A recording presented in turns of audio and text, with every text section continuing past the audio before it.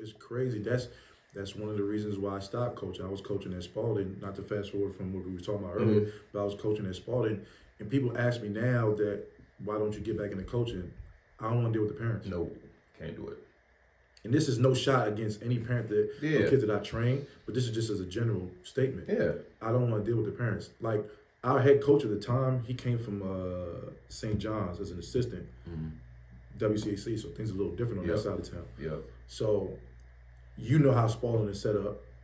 You got the court there, and then the locker rooms in the back, but there's like a back walkway that you could walk to the back of the school where the baseball field was at. Plenty times, you know, because after the game, we would huddle up outside the locker room as coaches, me as an assistant, him as a head coach, the other assistants and stuff like that. He was like, listen, I'm out.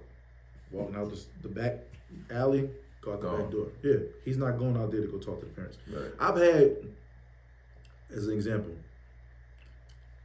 I had a kid that I was training from 8 years old. I used to go to his house sometimes and train him in his backyard. And he used to come to the gym. Close with the family. Got him into Spalding. Helped get him into Spalding. The year Cam Whitmore's freshman year. We bought Cam and like 4 or 5 other players. Banging freshman class. Had our struggles that year. You know what I'm saying? The same kid, he's in college now. He ended up transferring. Came in, helped him with the scholarship because I was playing middleman with the coach or what to give the kid.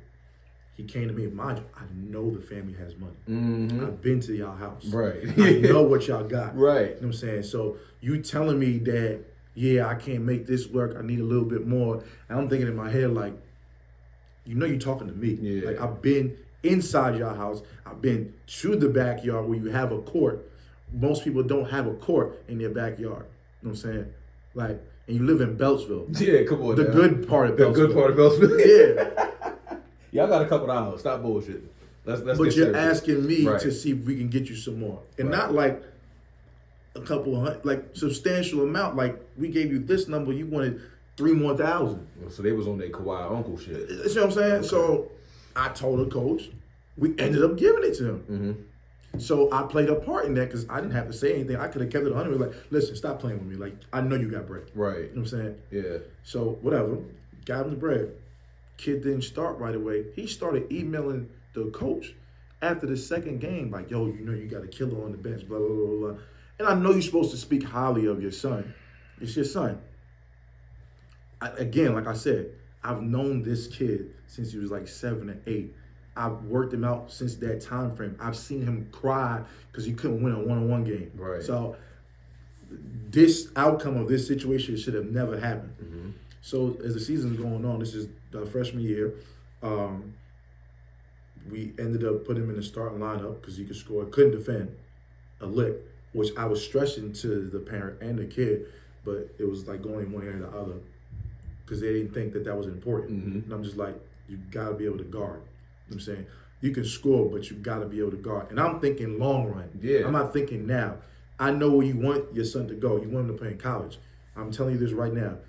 Go to college and you don't play any defense, you're going to sit. So start working on it now. But who am I? I don't know nothing. So back to the story. Senior night. What's supposed to happen senior night? The seniors are supposed to play a good amount of the game. He's a freshman. Why, after the game, I decided to go out, not thinking anything. Yeah. Mother and father, I'm highly disappointed in the situation. You told me that he was going to be taken care of here. I don't understand why he didn't play in the game. He probably played like 5 minutes. I'm like, it's senior night. And we won the game. That is unbelievable, bro. So I'm literally standing talking to a family that I know. That have known. For a while. Mind you, at that time, he probably 14, 15, so I probably known him 6, 7 years. It's senior night. Yeah, bro, and you're a freshman. You're not the best freshman. The the best freshman is actually not even playing on the team because Cam got hurt. Yeah. You know what I'm saying? So it's senior night. Yeah. No other freshman can play. Now, granted, those other freshmen probably played. Yeah. But everybody understood what the situation was. Yep. I didn't get it. Yeah. So, that would have been crazy. Since then, we don't speak. Crazy. It's crazy. Now you done got this boy a full scholarship. Not full. You got him get some leeway into the private school, onto the team, got him the direction to go in. Now we can't talk because your son didn't play on senior night. Or really, he didn't get the experience that he expected for freshman year. Freshman year. Freshman year. Yes. Mind you, he probably started almost half the season. Yo, get out of here. Yes. And he started? He probably, so I know we went on a Christmas trip to Florida. Mm-hmm. And he had some good games. We played some teams down there. He had some 20-point games. He had some 15-point games. He had some games where he looked like trash. Mm-hmm. Normal freshman stuff. Absolutely. Yeah. Inconsistencies. Exactly. Yeah. Like the whole freshman class. Yep.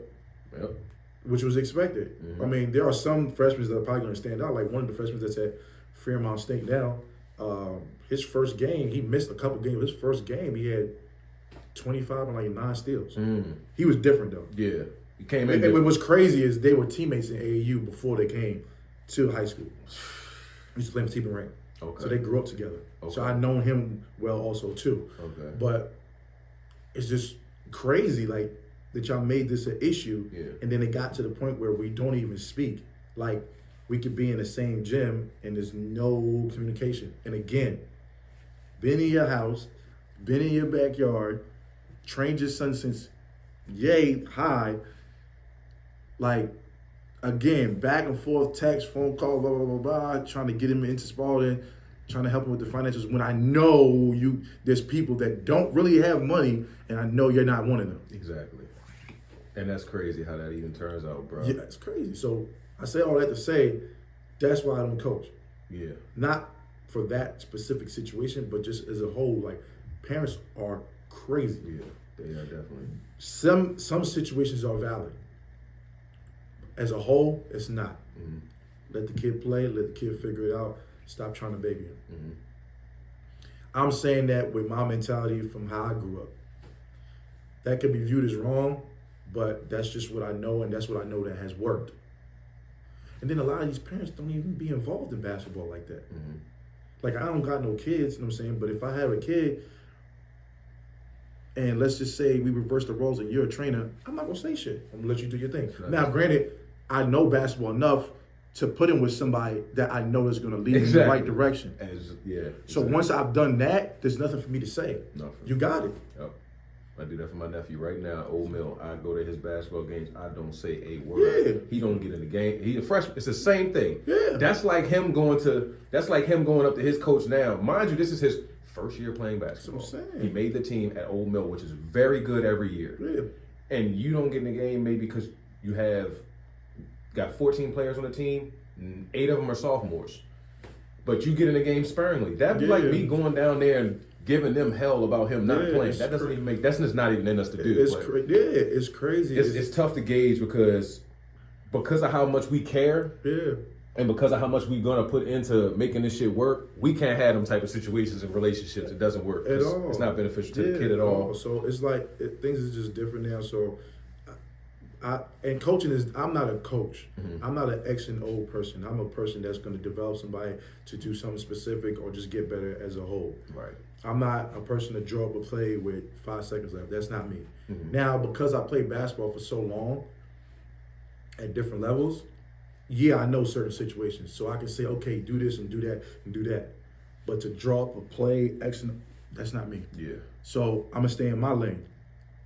More so that mixed with me not wanting to deal with parents, I'm not coaching. Yeah. I mean, I don't blame you. Not one bit. No, I'm not one bit, man. Not at all. I stopped coaching for that several reasons, but that was definitely one of them. Yes. The time that you have to spend as a coach. Yes. In comparison to any other thing, even with your training. With your training, you can set a schedule and have that schedule. I'm in control of all 2 that. to 4, 3 to 6, 4 to 9, whatever. As a coach, you're not really in control. You might got to pick this dude up for school. Exactly. You might got to pick him up for practice, take him home from practice, stay after practice. Exactly. Like all of that goes into play. And people might not understand that aspect of it. You're not getting paid for that time. Absolutely. So, and even if you were, you're not getting paid what you should be getting paid. Man, not to say it like that. Like the money ain't everything, but it's something. I mean, at the end of the day, money is not everything. It's not. But like you said, it's something because at the end of the day, there's something called bills. There's something called a way of life. Whether you may live a flashy life or a moderate life, you got to still live. You still got to feed yourself. Yep. Hypothetically, if you got kids, you got to feed your kids. Yep. You got to do this. You got to do that. As you get older, you get more responsibilities. The only way to take care of those responsibilities is money. Get a couple of hours. Yeah. Yeah. So that's a fact. That's a fact.